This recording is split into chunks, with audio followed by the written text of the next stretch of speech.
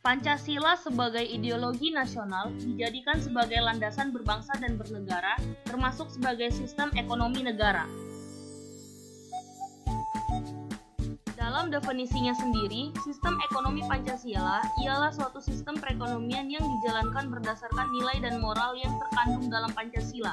Hal itu juga sering dikenal sebagai sistem ekonomi demokrasi. Artinya, Indonesia menggunakan nilai-nilai dalam ideologi Pancasila sebagai acuan dalam menjalankan roda perekonomian Indonesia.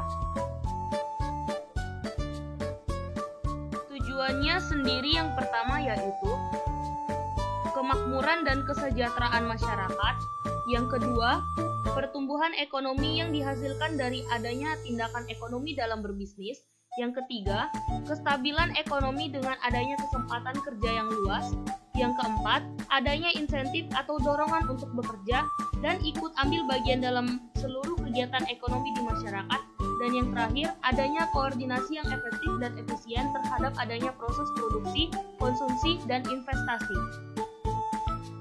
Kemudian, ciri-ciri sistem dari ekonomi Pancasila didasarkan pada Undang-Undang Dasar 1945 Pasal 33 setelah amandemen 2002, yaitu 1. Sistem perekonomian yang berdasarkan asas kekeluargaan dan disusun sebagai bentuk usaha bersama.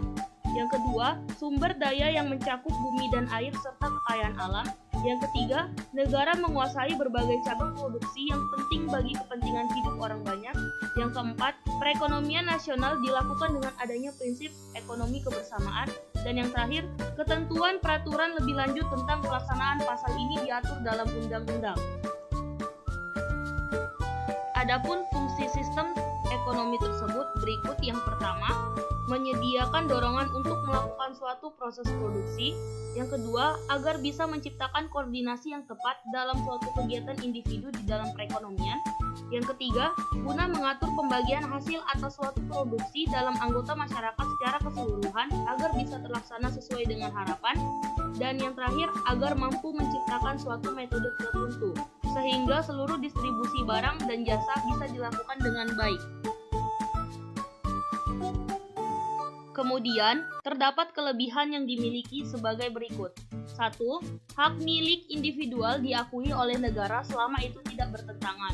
Kedua, pengelolaan perekonomian berjalan sesuai dengan prinsip Pancasila demi mencapai kesejahteraan dan kemakmuran bersama.